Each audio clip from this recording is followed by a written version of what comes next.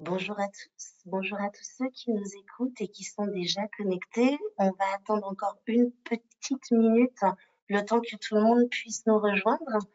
En attendant, est-ce que ceux qui m'entendent peuvent aller sur la petite fenêtre de chat et me dire s'ils voient correctement mon écran et s'ils m'entendent audiblement?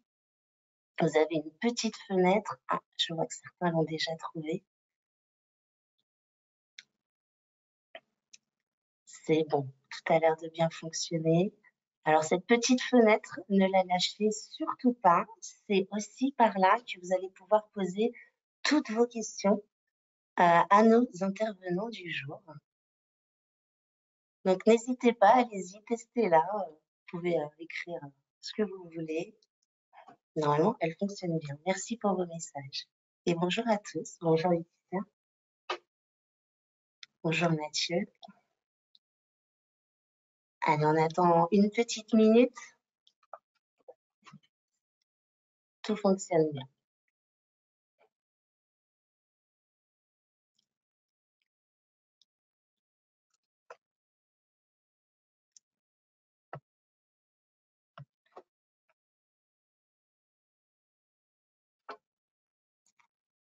On en est à 19. Ok. Eh bien, écoutez, il est 14h02, nous sommes presque à l'heure. Je vous propose de commencer. Bienvenue, bienvenue à ce nouveau webinaire Cision Europresse qui s'adresse particulièrement aux professeurs documentalistes, mais plus globalement à toutes les personnes du corps enseignant, d'autant que le sujet qui nous concerne aujourd'hui est extrêmement transverse. Il s'agit évidemment de l'éducation aux médias et à l'information. Alors évidemment, on a voulu profiter de ce bel événement, de ce gros temps fort qui est la semaine de la presse organisée pour le CLEMI, pour vous parler de cette discipline qui est à l'honneur et qui, vous verrez, a une belle dynamique. Donc je vous propose en 1 heure de temps d'échanger tous ensemble. Encore une fois, vous avez cette petite fenêtre de questions où vous pourrez poser toutes les questions à nos intervenants et je les prendrai pour qu'ils puissent vous répondre un maximum. Et on va essayer de faire un point finalement sur les évolutions de l'éducation aux médias et aux informations, que ce soit en termes d'enjeux, et vous allez voir que les enjeux ne cessent de se multiplier et de s'agrandir, mais aussi en termes de prise de conscience, quel que soit le niveau, que ça concerne finalement le gouvernement, les professeurs, les parents, les élèves, et puis aussi faire un point sur ce paysage de l'éducation aux médias et à l'information en termes d'acteurs, en termes de ressources et comment on peut aider aujourd'hui à accompagner les professeurs documentalistes et les professeurs en général pour conduire cet enseignement des médias et de l'information. Alors, pour parler de ce sujet, j'ai des invités de marque et je suis très heureuse de les avoir. Mais avant de vous les présenter, eh bien, je vais être assez impolie. Je vais commencer par moi.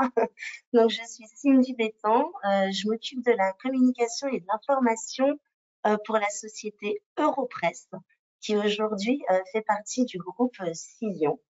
Europresse, si vous ne connaissez pas, c'est une bibliothèque média en ligne qui permet aux établissements d'équiper leurs élèves et les professeurs d'une bibliothèque avec des millions de sources, des sources médias, mais aussi des travaux de recherche qui permettent aux élèves justement d'aller travailler certains sujets et quelle que soit la discipline, et vous comprendrez pourquoi, puisque nous fournissons ces solutions, l'éducation aux médias et l'information nous est très chère. Alors, je vous le disais, on a la chance d'avoir deux invités qui connaissent bien le sujet. J'ai le plaisir de vous présenter Pauline Legat. Bonjour Pauline. Bonjour. Donc Pauline, vous avez été professeure documentaliste pendant 10 ans Oui. au collège.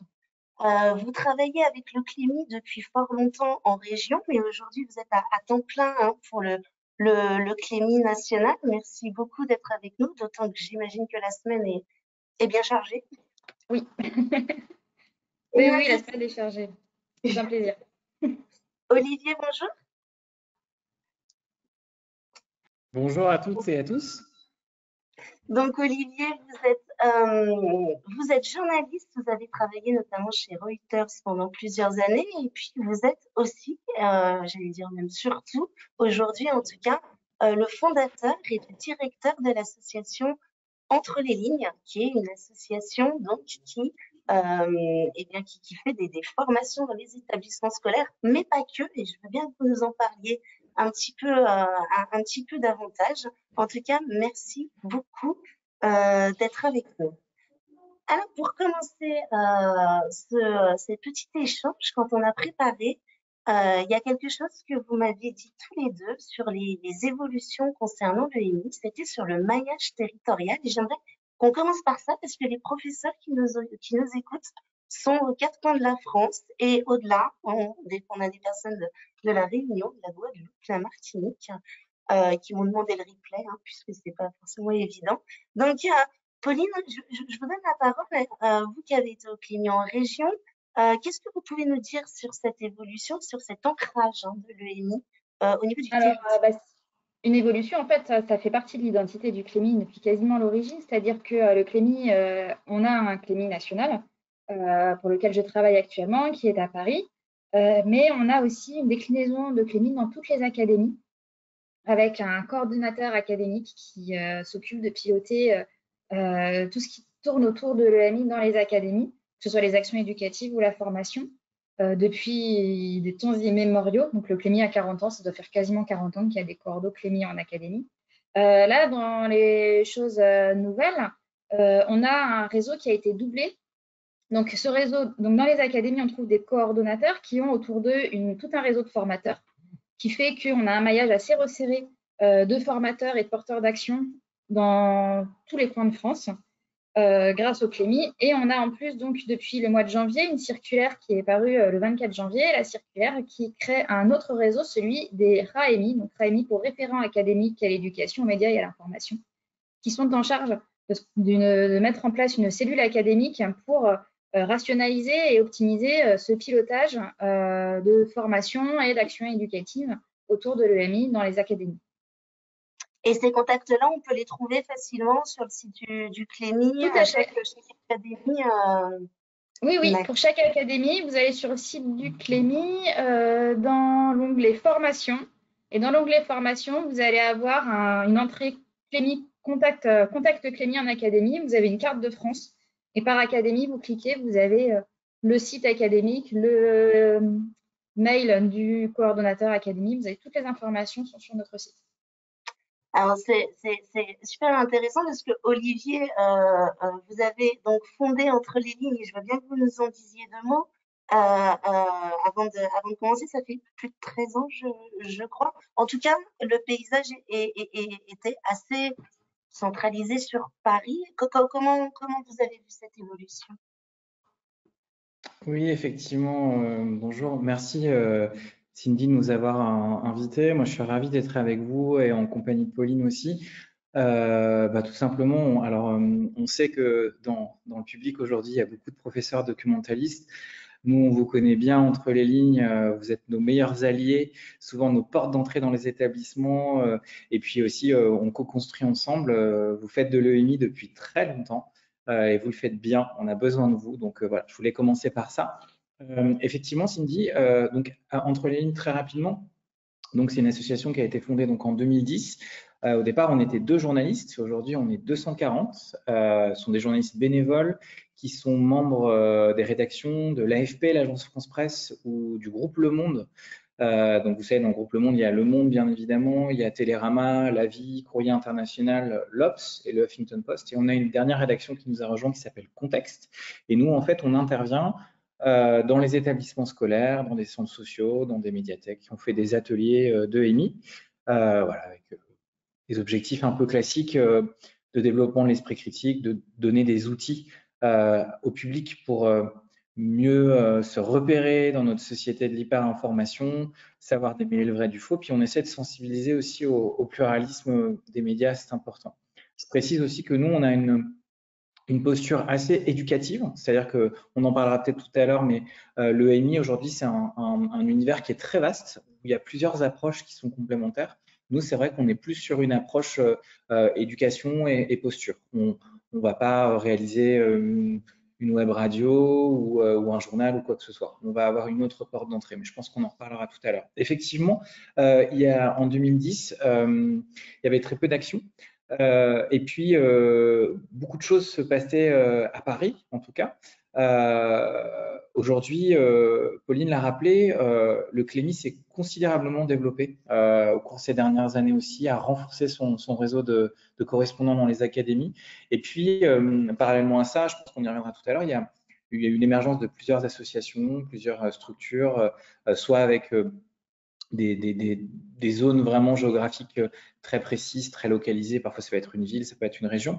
Mais en tout cas, nous, si on prend l'exemple d'Entre les lignes, ce dont on est très fier, c'est que ces 240 bénévoles, ils n'hésitent pas à faire des kilomètres pour aller dans des classes ou dans des médiathèques.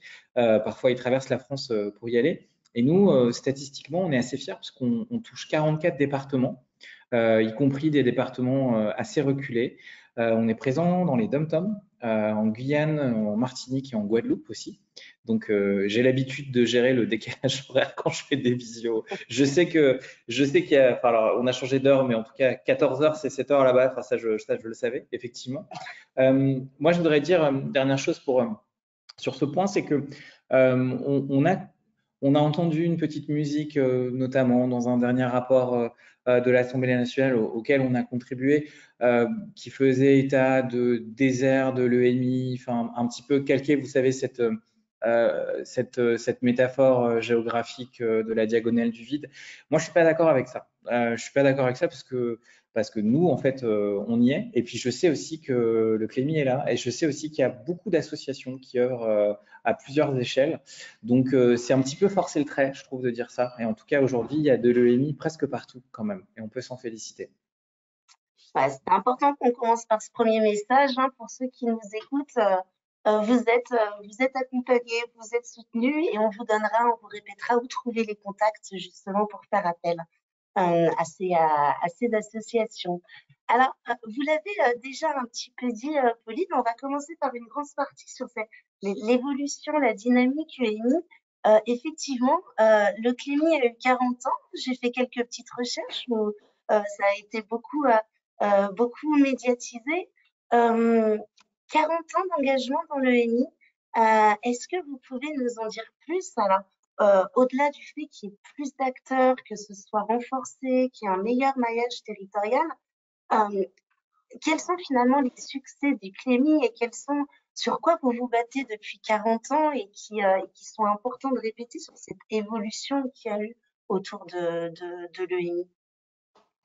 Alors, bon, déjà, je vais commencer par des choses un peu structurelles. Le Clémy, c'est quoi? Donc, le Clémy, effectivement, comme on l'a dit, on est une émanation, enfin, on a un service qui dépend donc de Réseau Canopé du ministère au niveau national et après des structures académiques qui vont chacune prendre en charge ce qui se passe sur le territoire, donc avec un maillage et un fonctionnement de formation entre pairs, de formation sur les territoires, de ressources pour les enseignants.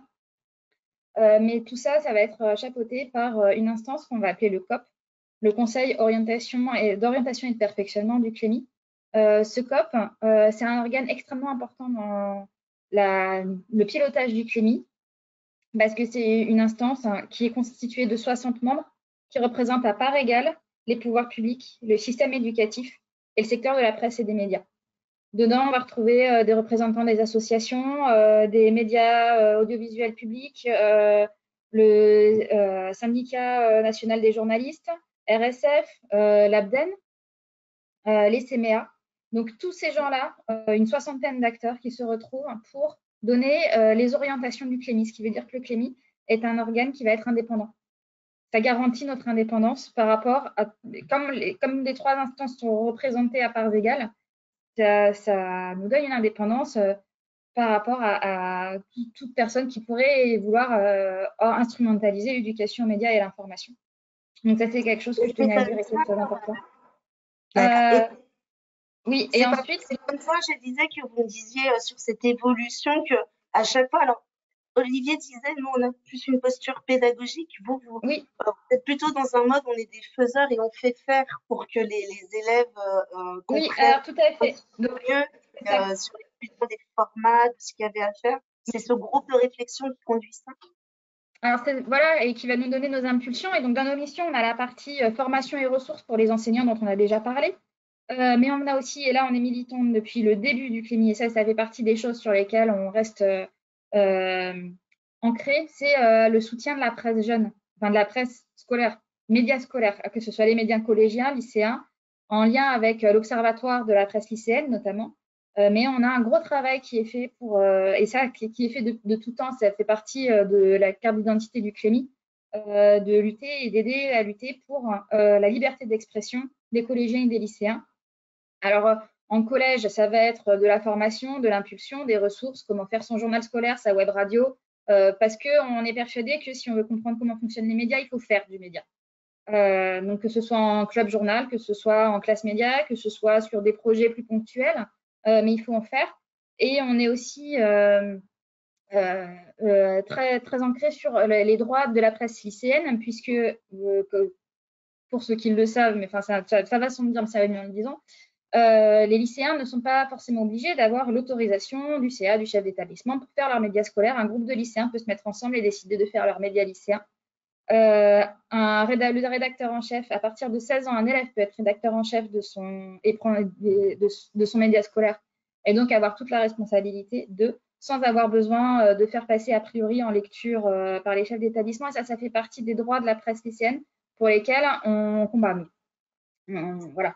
On défend cette expression-là. J'ai Sarah qui me demande justement, vous parlez de faire des médias, des web médias. Elle me demande sur les formats justement aujourd'hui, les formats qui fonctionnent et qui arrivent à réunir justement les élèves autour d'un projet.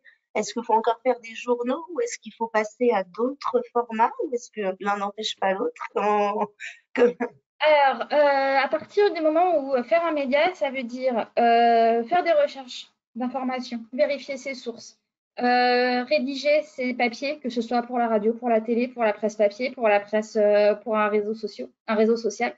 Finalement, la hiérarchisation de l'information, la définition d'une information, la fiabilité, enfin, toutes ces grandes notions, choisir l'angle d'un papier, etc., ça va être des notions qui vont rester quel que soit le support. Après, ça va être des prises en main techniques. Le journal papier, c'est quelque chose qui est très, très loin de nos élèves. Mais qui est loin de nos élèves, pas forcément de leur faute. Moi, je me souviens plus de la dernière fois que j'ai acheté un journal papier. Par contre, je suis abonnée au Monde en ligne, je suis abonnée à plein de choses en ligne. En papier, presse papier, peut-être que je vais lire des magazines encore. Mais ça va être ce qui va rester. Mais dans mes pratiques à moi, qui pourtant suis plutôt aguerrie à l'utilisation des médias, mes enfants n'ont jamais vu un journal papier, ils en voient que quand ils vont chez leurs grands-parents. Donc, il y a une transformation. Qui importe le format tant que les fondamentaux, de savoir comment hiérarchiser. Et vous parliez de ce groupe de réflexion, là c'est ce que donc vous faites depuis les débuts. Et les orientations futures, elles se penchent vers quel type de Alors, ça fait maintenant quelques années qu'on a commencé à travailler au CLEMI sur tous les enjeux autour de la parentalité numérique. On a ouvert tout un champ de formation, une ouverture par rapport aux familles. On a là actuellement, vous pouvez aller voir, quand vous cliquez sur le site du CLEMI, vous cliquez sur l'onglet Espace Famille.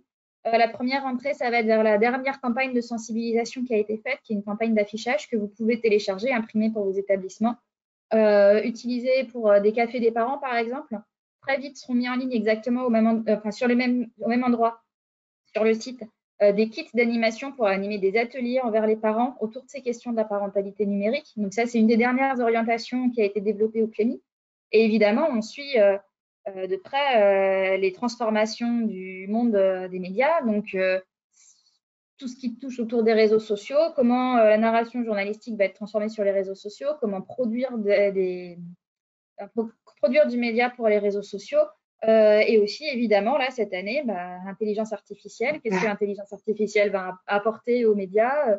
quelle va être la question autour des sources, la source de l'information, comment remonter la source quand c'est ChatGPT qui va nous indiquer que telle information est vraie ou pas.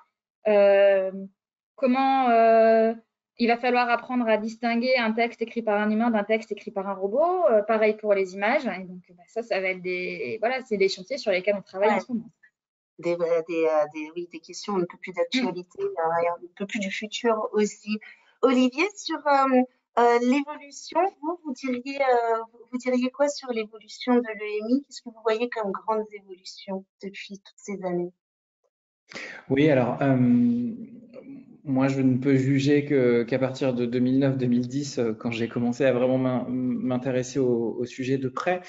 Moi, ce que je note comme évolution, c'est que au début nous étions très peu de structures. Effectivement, il y avait le CLEMI, les profs doc, mais en fait, il n'y avait aucune association qui existait. Enfin, il y en avait une qui s'appelait Fréquence École à Lyon.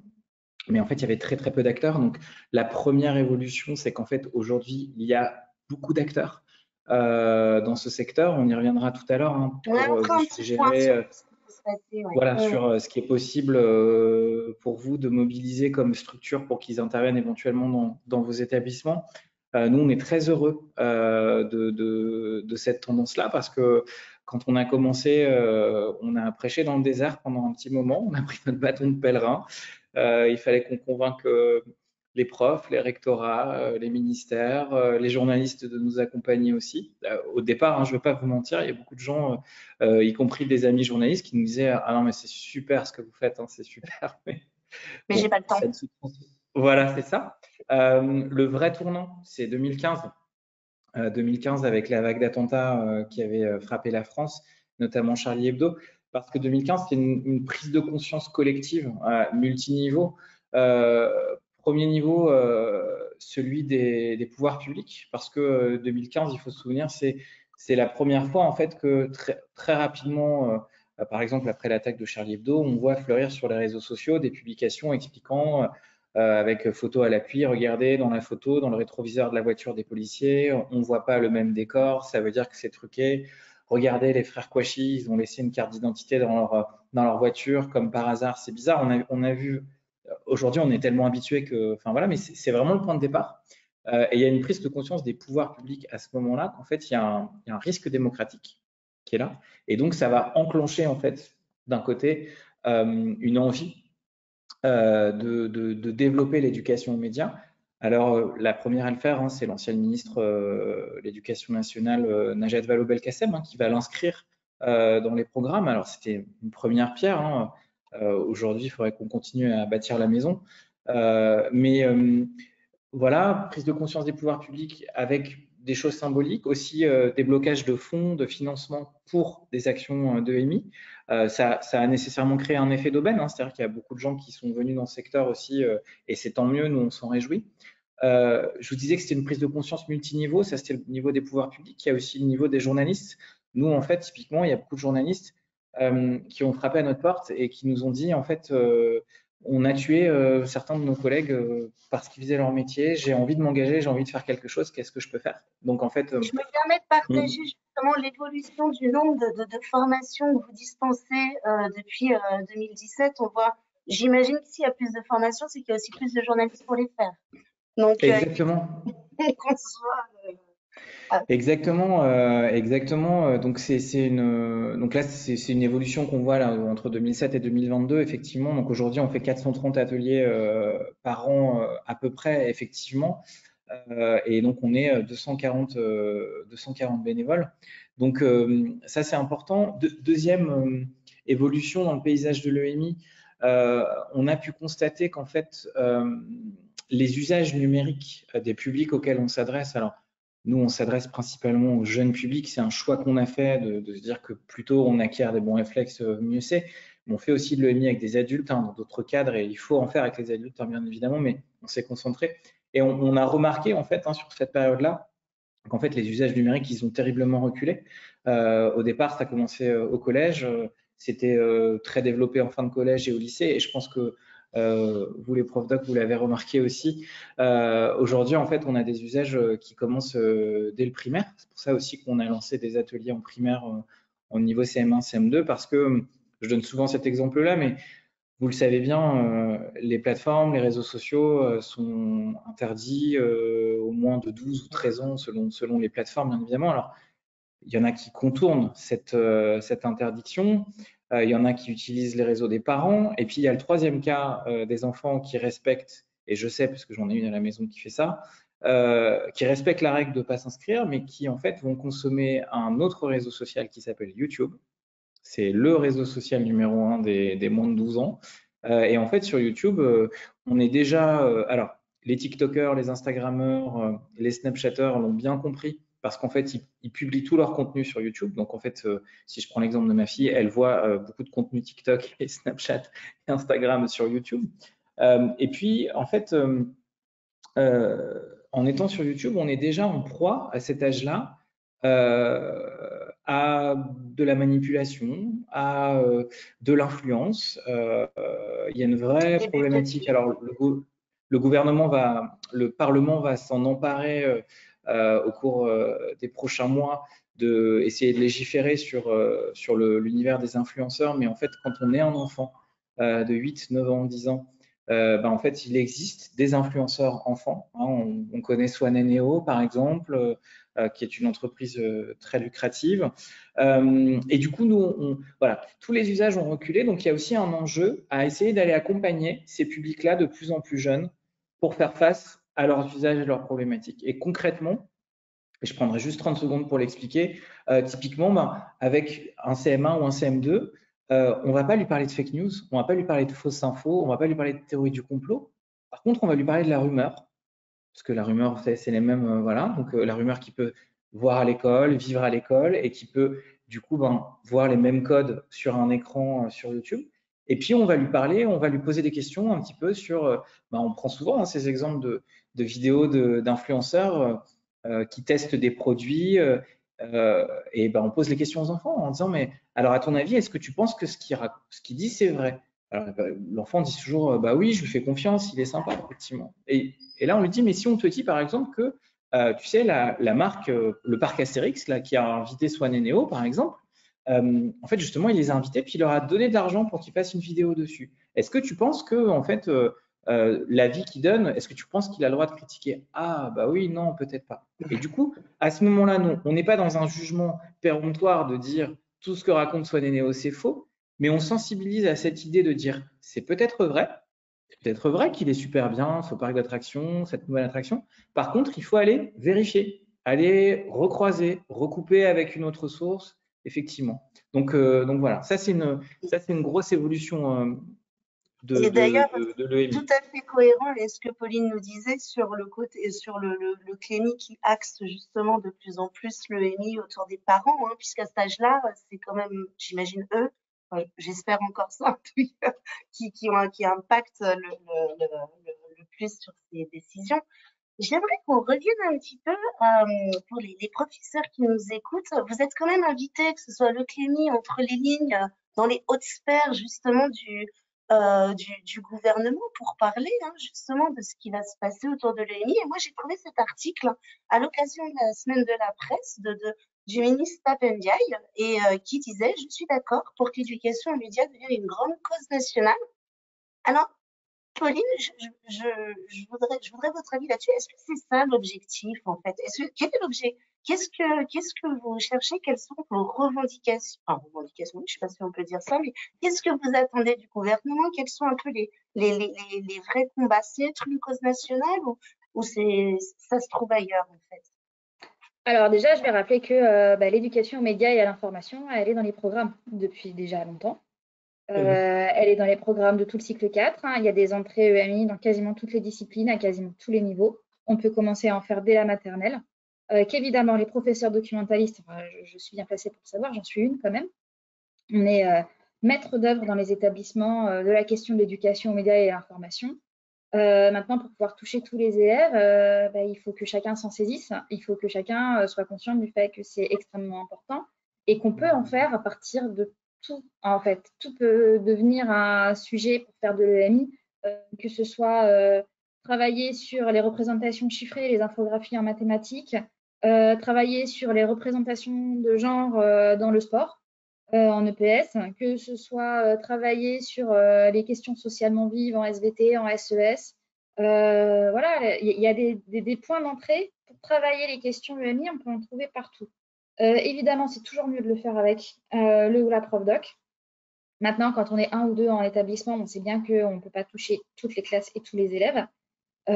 Donc, il faut que ce soit des pratiques qui diffusent dans une communauté éducative. En fait, un établissement scolaire, c'est une communauté. Quand on parle de classe média, l'intérêt de ces classes médias, c'est que ça va mettre en lumière un groupe d'enseignants qui ont des pratiques sur ces questions d'éducation aux médias et l'information et qui peuvent après faire diffuser les pratiques dans l'établissement. Ça part du professeur documentaliste qui est central dans ces dispositifs-là et qui va pouvoir donner une impulsion à l'établissement pour créer quelque chose pour que tout le monde puisse s'en emparer et se rendre compte que bah oui, mais telle chose, je peux le faire dans ma discipline. Ça, c'est un point que je peux travailler en travaillant tel point de programme. Et il faut que ce soit quelque chose qui soit vraiment fondu dans les apprentissages et qui ne soit pas en plus du programme. On peut travailler des points de programme et des points de connaissance en travaillant les compétences EMI, qui seront des compétences nécessaires pour vivre et travailler dans la société dans laquelle nos élèves vont grandir et évoluer.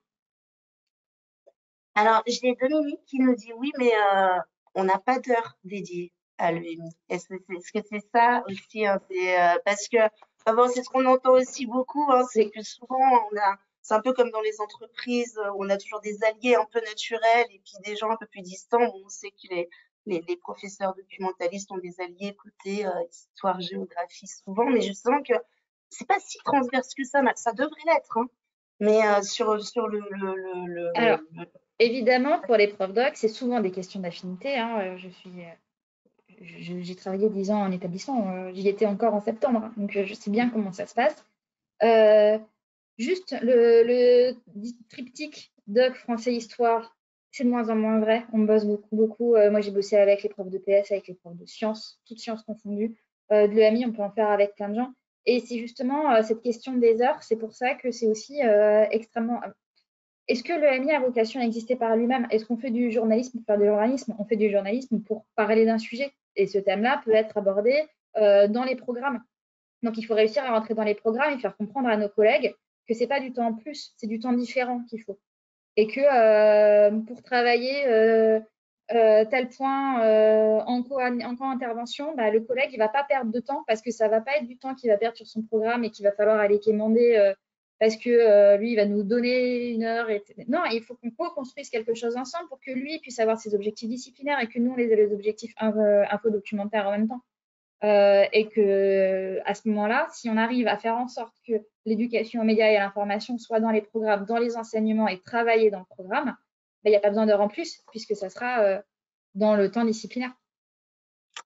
Olivier, vous, entre les lignes, quand vous êtes invité comme ça à discuter d'évolution de projets de loi, enfin des futurs programmes d'éducation, quelles sont vos batailles finalement? Quelle est votre quête? Moi, ma quête, elle est simple. Un jour, je rêverais de fermer entre les lignes et qu'entre les lignes n'existe plus. C'est un vœu pieux qui n'arrivera jamais, hein, parce que on a l'impression, on reparlera, je pense, de l'intelligence artificielle, enfin de toutes ces choses-là un petit peu plus tard, mais vous savez, nous, malgré ces 240 bénévoles, ces 7000 personnes touchées, ces 430 ateliers, ces 15 formations professionnelles, moi j'ai souvent l'impression qu'on vide l'océan à la petite cuillère quand même, qu'on est dans un combat perdu d'avance aussi, hein, parce que vous savez, c'est un aphorisme, on appelle ça la loi de Brandolini. C'est un technicien qui travaillait sur les plateaux d'une chaîne de télévision italienne quand Silvio Berlusconi était au pouvoir. Et Silvio Berlusconi, c'était un peu le précurseur, hein, de la gouvernance par les fausses informations avant Donald Trump, avant Jair Bolsonaro. Et en fait, quand il regardait stupéfait à la télévision en direct Berlusconi, il s'est dit, et c'est pour ça qu'on l'a appelé la loi de Brandolini, qu'en fait, la quantité d'énergie à dépenser pour déconstruire en fait les sottises et les âneries, elle est 10 fois plus élevée que l'énergie qui a été dépensée par celui qui l'a produite. Vous voyez, cette règle, elle est intéressante. Donc moi, je rêverais de fermer entre lignes, ça n'arrivera jamais, bien évidemment. En tout cas, nous, ce qu'on essaye de faire, puisqu'on est régulièrement invité à donner notre avis, à faire des retours d'expérience, que ça soit dans les ministères ou à l'Assemblée nationale, c'est qu'on essaie de partager tout ça. Nous, on porte cette idée. C'est une idée qu'on a mise en avant, qui a été mise en avant par le rapport Bronner, hein, pour celles ou ceux qui l'ont lu avant, de faire de l'EMI une grande cause nationale. Je trouve ça très bien que le ministre de l'Éducation nationale la mette dans sa bouche. Après, nous, ce qu'on souhaite, c'est que l'EMI devienne une vraie politique publique. C'est-à-dire qu'on le sait, nous, je vous ai dit, on se concentre beaucoup sur les jeunes, mais on l'a vu pendant la crise des Gilets jaunes, pendant la crise sanitaire, en fait, qu'il y a un besoin immense au sein même de la population adulte. Je pense que vous avez toutes et tous été témoins ou reçu des messages de vos proches pendant la pandémie ou pendant les Gilets jaunes où vous vous êtes dit « Ah, mais lui, en fait, lui ou elle, en fait, alors que je pensais que même lui, tiens, il partage des choses comme ça ou quoi que ce soit. » Donc, au même titre que la sécurité routière, enfin, vous savez, moi, je diabolise pas du tout Internet, les réseaux sociaux, pas du tout. C'est une formidable invention. C'est une formidable invention qui permet de relier les gens, qui a permis un accès au savoir, une démocratisation du savoir extraordinaire. Si on dézoome un peu, il faut juste se rendre compte que c'est un outil très neuf et qu'en fait, on ne sait pas encore bien l'utiliser.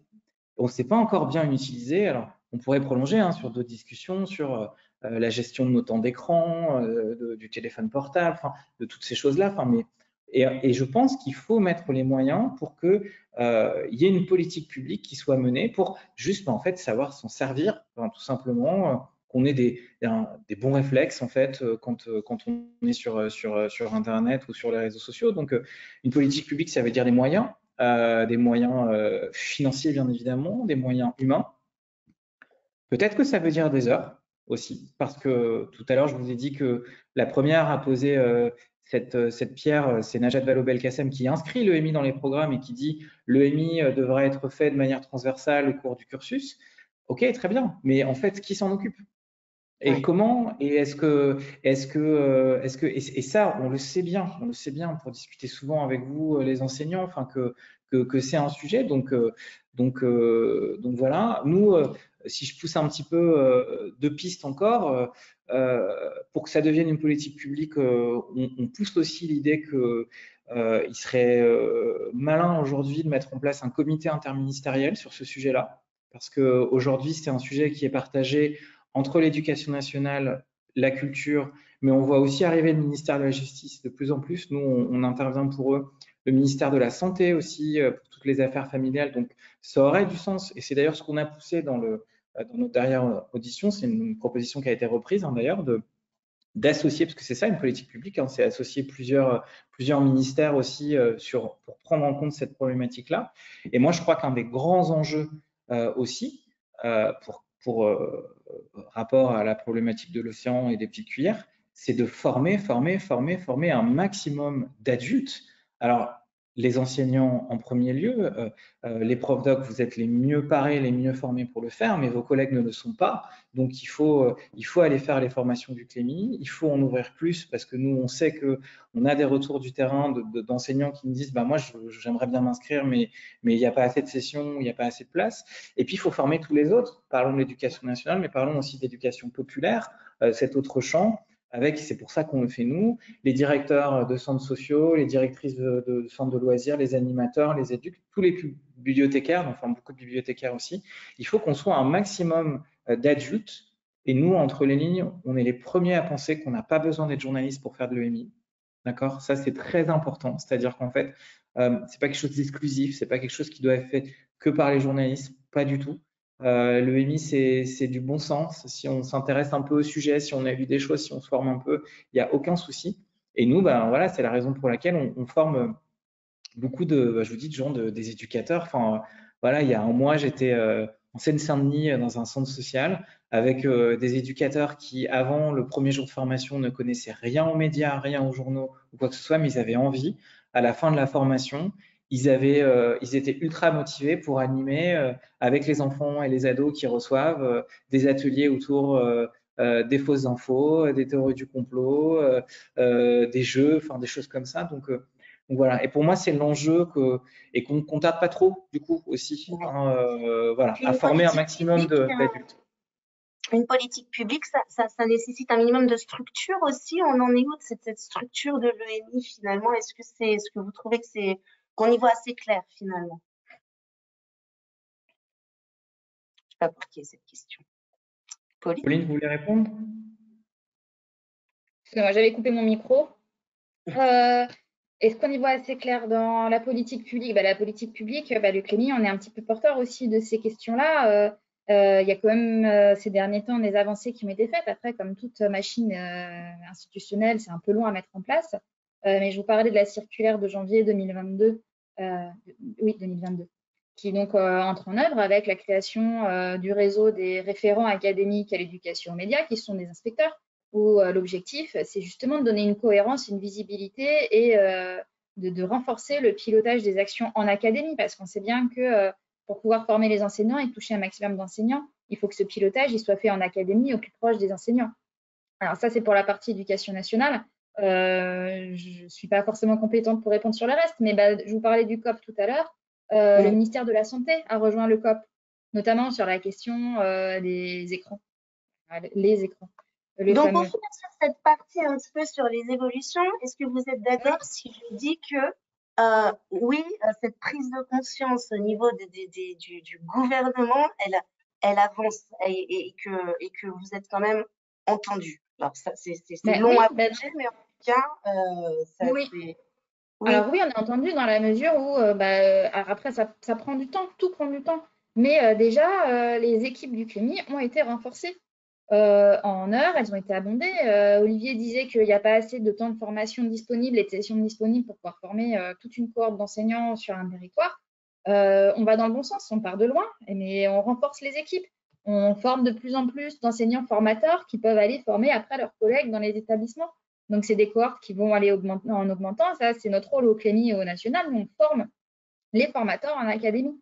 Donc, à raison de 15, 20, 30 par session, on essaye d'en multiplier le plus possible, de passer sur des formats le plus souples possible parce qu'on sait que tout le monde ne peut pas forcément avoir 3 jours de formation en présentiel. Voilà, donc de faire des choses en ligne, de faire des choses hybrides. Pour essayer de former un maximum de gens et d'avoir de plus en plus de forces vives sur le terrain. Ça prend du temps, mais ça se fait. On est là et voilà, la dernière circulaire nous aide. La prise de conscience est bien là au plus haute sphère de Olivier, vous me confirmez ça aussi. J'ai pas entendu le début de la question. Qu'est-ce que je dois confirmer? Vous confirmez que cette prise de conscience au niveau de ce gouvernement, en tout cas des politiques. Bien sûr, bien sûr. Je vous dis, nous, on s'en félicite, on l'encourage depuis des années. On a vu tout ça changer et on s'en réjouit. Après, vous savez, je vais citer la présidente de l'association. Cette semaine, elle a participé à une table ronde et en prenant la parole, elle a dit quelque chose que je trouvais intéressant. Elle a dit, parce qu'on était dans un schéma classique où chacun avait pris la parole pour décrire un petit peu les actions, ce qui se passe, l'évolution, enfin des choses comme ça. Et elle a pris la parole en disant il faut peut-être qu'on dépasse maintenant le temps des constats. En fait, ça fait quand même des années qu'on fait des constats. On fait des constats sur le taux de pénétration des fausses informations sur tel ou tel public, des théories du complot, de ce qu'il faudrait faire. Et il faut vraiment qu'on mette un coup d'accélérateur sur le volet action. Je suis d'accord avec Pauline, ça va dans le bon sens, il y a plein de choses. Et franchement, moi, je l'ai bien vu, hein, l'évolution du Clémy en termes de ressources pédagogiques qui existent, de formation aussi.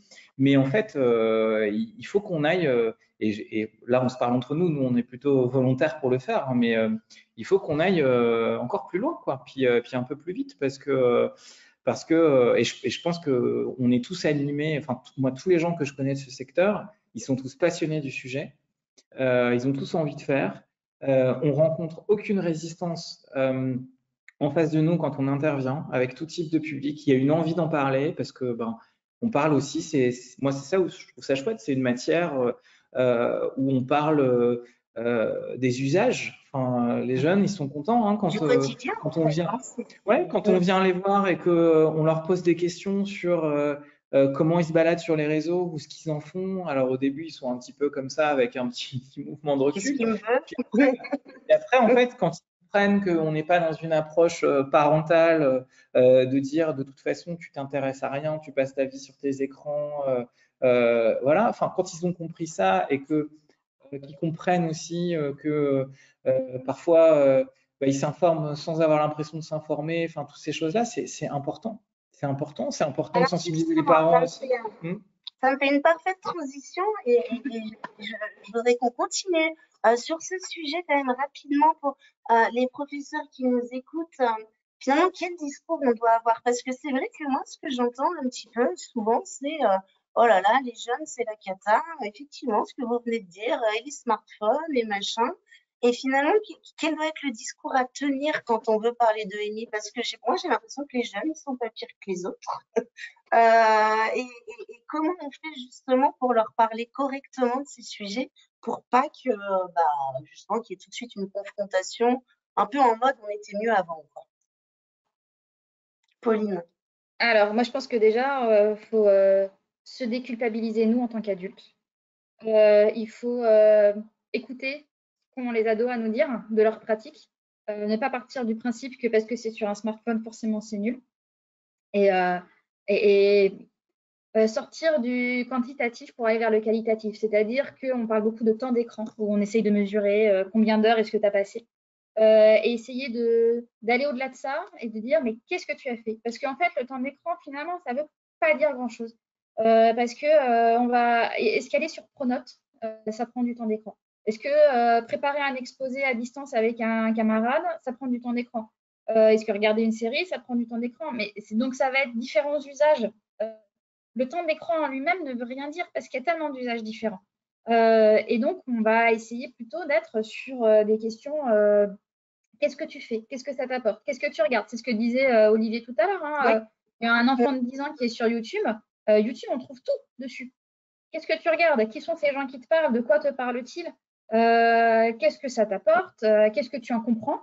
Ça n'a pas Est-ce d'être que dans tu le arrives? jugement, et On a, simplement. voilà, mais dans la discussion. Et donc là, je vais faire mon petit quart d'heure pub. On Allons-y. a ce livre qui vient de sortir aux éditions Canopée, donc de Béatrice Caméraire, qui est journaliste, qui a écrit donc ce livre qui s'appelle Nos ados sur les réseaux, même pas peur, qui est sorti il y a 15 jours. Hein. Donc vous trouvez ça dans votre réseau Canopée. C'est un peu ces questions-là. Hein. Elle parle en tant que parent. Je suis parent d'adolescents. Comment on gère? Parce qu'on sait qu'en tant que parent, ça va être… Mais il y a beaucoup de choses à prendre en tant qu'enseignant aussi. Hein. Mais en tant que parent, on sait très bien que voilà, les discussions, ça va être et toi, comment tu arrives à limiter les écrans? Est-ce qu'il faut vraiment prendre les choses dans ce sens-là? Et puis, de toute façon, le monde médiatique se transforme. Nous-mêmes, adultes, on consomme de plus en plus sur écran. Alors, pas forcément sur smartphone, ça peut être de la lecture sur écran d'ordinateur. Mais voilà, ne pas être dans le jugement, mais être dans le dialogue. Et surtout, ne pas rompre le dialogue. Parce que bien sûr qu'il y a des problématiques qui existent avec les écrans qui n'existaient pas avec le papier. Oui, Mais du coup, ne jamais rompre le dialogue. Continuer à échanger, mais sans juger. Ne pas juger ce qui se Ouais, voilà, ne pas juger leur pratique. Et Olivier, justement, les problématiques, elles sont où? Alors, au-delà du fait qu'on soit sur écran, qui finalement, j'allais dire comme tout le monde, et peut-être que ce sera, voilà, c'est un peu le sens de l'histoire. La vraie problématique, elle est où pour nos jeunes? Je crois un petit peu ce que j'expliquais tout à l'heure sur Internet, ce formidable outil qu'on doit apprendre à utiliser, tout simplement, en fait, apprendre, et nous c'est ce qu'on essaie de transmettre hein, dans nos ateliers, les bons réflexes à avoir, ce qui doit allumer un petit gyrophare dans leur cerveau. Typiquement, nous on les sensibilise beaucoup sur, par exemple, sur l'usage du conditionnel, le temps du conditionnel. On prend une phrase, un accident s'est déroulé ce matin devant le siège de décision. La même phrase, un accident se serait déroulé ce matin devant le siège de décision. Vous voyez, on essaie de les sensibiliser à ça, de dire qu'attention, on vous parle de quelque chose qui peut-être potentiellement n'a pas eu lieu. Les sensibiliser sur les images sensationnalistes qui créent une émotion dans le cerveau, enfin, où on sait qu'en fait, c'est plus facile de manipuler derrière. Enfin, tous ces trucs-là, parce que nous, l'idée, c'est de, et je rejoins ce qu'a dit Pauline, hein, c'est à aucun moment juger leurs pratiques ou leurs usages, les culpabiliser ou avoir un discours descendant par rapport à ça. C'est au contraire essayer de les accompagner. Et moi, je dis, c'est pas très français, je suis désolé, mais augmenter leurs pratiques. C'est-à-dire qu'ils aient un peu plus qu'ils sachent un peu mieux faire, en fait, tout simplement, pour pas tomber dans les pièges, pour avoir des réflexes d'aller croiser les sources, enfin, tout ça. Et nous, on essaie de leur montrer aussi que aujourd'hui, on peut extrêmement bien s'informer via les réseaux sociaux ou via Internet, hein, enfin, au-delà des médias qu'on appelle traditionnels. Donc, nous, D'ailleurs, l'enjeu les est là. médias traditionnels sont sur les réseaux sociaux. Enfin, je veux dire, il Bien suffit sûr, de leur actualité. Et d'ailleurs, une grosse bien sûr, majorité de l'information vient de médias, j'allais dire de confiance, mais oui, enfin, je veux dire, tout le monde bien sait. sûr. Et Et moi, nous, je me rappelle juste une expérience, je sais pas si j'ai fait de la bonne façon, mais assez intuitivement. Une adolescente, ma cousine, hein, de 15 ans, qui était tout le temps sur les réseaux sociaux, et je lui ai demandé juste, est-ce que tu sais comment ils gagnent de l'argent? Et en fait, parce que ça, pour eux, c'est gratuit, c'est gratuit, c'est gratuit. Mais enfin bon, il y a quand même bien des employés derrière. Et voilà, rien que lui dire que son temps de cerveau, c'était quelque part ce qui rapportait de l'argent à travers ensuite. Hein, en fait, elle s'était jamais posé la question. Et puis là, quand on commence à prendre leur temps de cerveau, à le vendre et tout, ça leur plaît pas du tout. Hein. Donc, je trouve que ça a marché assez facilement. Pauline, est-ce que ça vous dirait de nous partager un petit peu ce qui se passe sur le site du Clémy pour qu'on montre un petit peu toute la richesse de ce que vous proposez justement pour aider les professeurs, mais aussi les parents, à peut-être mieux prendre le meilleur angle. Vous allez recevoir une petite pop-up et on va pouvoir voir votre écran. Parce que je suis allée voir et c'est vrai que c'est incroyablement fourni. Là, on voit votre Teams. J'imagine Voilà. que vous avez deux. Ouais. Alors là, vous voyez mon Teams, donc il faut que je choisisse. Alors, juste, ça c'est embêtant. Alors, où est-ce que je peux choisir l'écran que je partage? Bon, c'est pas changer le présentateur que je dois faire. Afficher. Hop. Là, ça doit être bon. Exactement. Voilà. Exactement. Donc là, c'est parfait. Alors, donc voilà, là, vous êtes sur la page d'accueil du site du Clémy. Ce que je voulais vous montrer déjà, donc pour ceux qui chercheraient les coordonnées de leur cordeau académique. Vous allez sur les contacts du Clémy en Académie et là, vous avez la carte. Vous cliquez sur une région, hop, et vous allez avoir tous les contacts, le nom du coordonnateur ou de la coordonnatrice, hein, le site, le Twitter. Et si vous cliquez dessus, vous avez évidemment l'adresse mail, ça vous ouvre votre client mail, etc. Donc là, on est sur les contacts. Ça, c'est... Oui, alors ça, je l'avais ouvert pour parler du COP, mais du coup, on en a parlé. Voilà, vous le trouvez sur le site du Clémy aussi. Vous avez tout l'onglet sur la semaine de la presse et des médias. Donc, en allant dans événements, vous allez avoir semaine de la presse et des médias dans l'école et toutes les ressources qui vont avec. Le dossier pédagogique que vous pouvez télécharger, dans lequel il y a des fiches infos, des fiches pédagogiques, les offres partenaires. Vous pouvez rappeler le fil rouge de cette année? Je trouve de l'information sur tous les fronts. Donc, on est sur les questions de bataille informationnelle. Vous parliez de bataille de l'attention, pardon. Vous parlez du temps de cerveau disponible. Donc, toute cette question-là. Évidemment, le journalisme de guerre. Comment travaillent les journalistes sur un terrain de conflit. La question de la désinformation. En sachant que nous, notre cheval de bataille au Clémy, c'est qu'avant de commencer à parler des informations avec des élèves, on va d'abord construire l'information. On ne peut pas commencer à attaquer directement sur les fake news. C'est très séduisant, mais c'est pas comme ça qu'on va réussir. Là, on rentre dans quelque chose de vendeur, mais qui derrière, ça n'a pas forcément d'effet. Si on veut savoir comment l'information est déconstruite, il faut d'abord être sûr de savoir comment on la construit. Donc, qu'est-ce qu'une information, comment on la définit, qu'est-ce qu'un angle, qu'est-ce qu'une hiérarchie, pourquoi tel sujet plutôt que tel autre, comment il va être traité correctement, et après, on peut parler des informations. Alors, je pourrais enchaîner là-dessus. Il me semble que justement, vous êtes incroyablement complémentaires sur votre façon, justement, j'imagine qu'il faut Les deux, et je crois qu'il y a aussi un document, vous m'aviez parlé Oui, sur comment je vais vous préparer montrer. la J'ai veille prévu de vous le montrer. Oui, de oui. Donc après, vous avez, si vous voulez plus de webinaires et toujours plus de webinaires, alors ça va rentrer dans votre temps d'écran. Là, vous êtes déjà 1 heure d'écran de webinaire ici. Vous allez rajouter des heures en fonction de tous les webinaires que vous allez suivre. Mais vous avez ici tous les webinaires d'accompagnement de la semaine de la presse que vous retrouverez aussi ici. Vous retrouverez aussi dans l'événement tout ce qui est autour des 40 ans. Je voulais vous montrer dans l'espace famille la dernière campagne de sensibilisation. Comme ça, voilà, c'est complémentaire avec le livre que je vous ai montré. Vous pouvez télécharger ces images, découvrir la sélection de ressources donc en cliquant ici. Et quand vous imprimez les images, le QR code renvoie vers ces ressources. Il y a des podcasts, il y a des petits films. Ça renvoie aussi vers la série de la famille tout écran qui est tirée du guide que les profs doc connaissent bien. Donc, je ne vais pas m'attarder plus dessus. Et effectivement, alors ça, c'était bon pour les médias scolaires, puisqu'on on essaye de pousser les médias scolaires, de valoriser les médias scolaires et les ressources. Et effectivement, donc là, c'est ce petit guide dont je voulais vous parler, puisqu'on est ici avec Olivier, dont l'association fait venir des journalistes en classe. Et on est d'accord, quand on a préparé ce webinaire, on est d'accord tous les deux sur le fait que faire venir un journaliste en classe juste pour cocher la case, j'ai fait de l'EMI cette année, c'est bon, c'est réglé, hop, maintenant on va passer à l'éducation et à la sexualité avant de faire la semaine du goût, ça ne marche pas. Quand on fait venir un journaliste en classe, c'est très bien, mais c'est quelque chose qui va se préparer en amont. Et il va falloir en faire quelque chose avec les élèves après pour que ça puisse servir à quelque chose. Nous, au Clémy, on est sûr que l'éducation aux médias et à l'information, ça se fait en partenariat. On a besoin des partenaires presse. On a besoin de faire travailler ensemble. Le Clémy, c'est le centre de liaison de l'enseignement et des médias d'information au départ. Donc, on est là pour faire le lien entre les médias d'information et le monde de l'enseignement. On sait qu'on doit travailler les uns avec les autres pour réussir à construire ces apprentissages. Maintenant, les construire, ça veut dire que quand on va faire venir quelqu'un d'entre les lignes, par exemple, une fois qu'on a le nom du journaliste qui va venir, juste dire je veux cet atelier-là et ne plus envoyer un seul mail, ça ne sert à rien. Il faut construire ensemble pourquoi je fais venir un journaliste, dans quel but, comment ça va s'inscrire dans ma séquence pédagogique.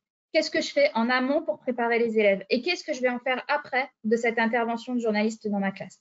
Donc, vous avez ce petit guide sur votre moteur de recherche préféré. Alors, je ne vais pas vous montrer où c'est sur le site parce qu'en fait, c'est introuvable sur le site. Moi-même, quand je le cherche, je vais dans mon moteur de recherche favori et je tape guide rencontre professionnelle presse Clémy.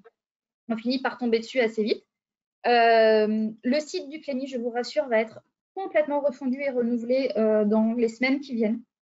Hein, donc, avec un truc absolument magique, puisque le 21e siècle arrive, il y aura un champ de recherche. Que pour l'instant, nous n'avons pas. C'est l'IA qui arrive. Voilà. Donc, ça va venir. Mais en attendant, voilà, pour faire une recherche, votre meilleur ami s'appelle Google, ou DuckDuckGo, hein, ou Quant, ou celui que vous préférez. Mais voilà, donc effectivement, ce petit guide va vous aider à trouver des pistes et à trouver des astuces pour pouvoir construire au mieux ces rencontres et que ce soit le plus bénéfique pour vos élèves. Merci. Alors évidemment, effectivement, je voulais parler de la préparation et de ce guide des rencontres, hein, Olivier, parce que effectivement, vous organisez des rencontres dans les classes, mais vous aussi, vous êtes complètement d'accord avec ça, que si vous n'êtes là finalement que pour 1 heure de temps et faire votre petit laïus, c'est dommage. Donc, je vous présente là, vous voyez les différents ateliers, mais vous me confirmez que finalement, le mieux, c'est de faire un peu de dentelle, non? Oui, mais je pense que les personnes à qui on s'adresse le font déjà, et d'échanger, de co-construire, et c'est important. Alors nous, justement parce qu'on veut éviter le côté j'ai coché la case EMI, nous on fait 2 ateliers de 2 heures minimum. C'est parce que parfois on a des profs qui nous demandent non mais moi juste l'atelier sur les fake news ça m'intéresse. Alors on leur dit mais vous savez en fait les 4 autres ateliers ils parlent aussi des fake news tout ça, et puis comme disait Pauline c'est important de savoir comment se construit une information avant de la déconstruire justement. Et donc nous quand on vient 2 fois 2 heures, voilà. Mais c'est vrai que c'est important d'échanger. Justement, nous, c'est pas des rencontres, enfin si, ça reste une rencontre bien évidemment, mais il y a vraiment un contenu pédagogique et à affiner selon les profils de la classe, et ça, il n'y a que les enseignants qui le savent mieux que nous. Je sais que ce webinaire est bientôt terminé. On n'a pas pu aborder tous les sujets. C'est dommage. C'était passionnant. Pauline, j'aurais une petite requête. En tant que membre du COP du CLEMI, parce qu'entre les lignes, il y a membre du COP du CLEMI, est-ce que vous pourriez nous envoyer votre dernier ouvrage qui a l'air super ou pas? Ou est-ce qu'on peut le trouver? Je t'enverrai en mail le contact de la personne à qui tu peux le demander. Super, très bien, parfait. Est-ce que tu peux nous parler en 15 secondes des résidences de journalistes? Parce que c'était une démarche assez intéressante qui date de cette année-là.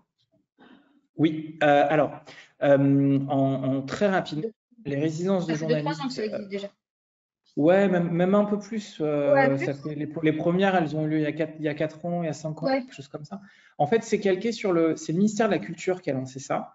Au départ, c'est calqué sur le modèle des résidences d'artistes où en fait les DRAC ou les ministères de la Culture en fait finançaient la présence d'un artiste sur un territoire pour qu'il puisse créer, échanger, rencontrer les gens, partager ses œuvres.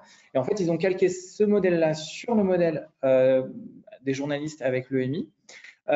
Donc, il y a plusieurs formats possibles. Il y a des résidences qui peuvent être longues. Ça veut dire un journaliste qui est en résidence pendant 3 mois, par exemple, sur un territoire, charge à lui après de faire le pont entre les établissements scolaires, la médiathèque, d'autres associations, enfin ces choses-là. Il y a aussi des mini, nous on les appelle les mini-résidences. Hein. C'est-à-dire que là, on va compter en termes d'heures. C'est-à-dire, par exemple, ça va être pas 3 mois, mais ça va être 40 heures. 40 heures d'éducation aux médias sur un territoire. C'est des projets qui sont super. Nous, on en a déjà mené 3, dont une très grosse à Vaux-en-Velin dans un quartier compliqué. Les résultats, c'est super pour tout le monde, en fait, hein, y compris pour nous aussi. Là, on est en train d'en monter une en Guadeloupe, normalement. On croise les doigts pour que ça marche. Et je ne peux Et là que aussi, vous on peut passer, encourager. du coup, on peut les contacter, quoi. On peut, Oui, effectivement, il y a des financements qui sont là, qui sont très importants. C'est le ministère de la Culture via les DRAC qui finance, pour vous donner une idée, hein, toujours c'est à peu près 80% du projet. Il faut aller trouver un petit cofinancement du côté de la collectivité ou de la structure ou quoi que ce soit.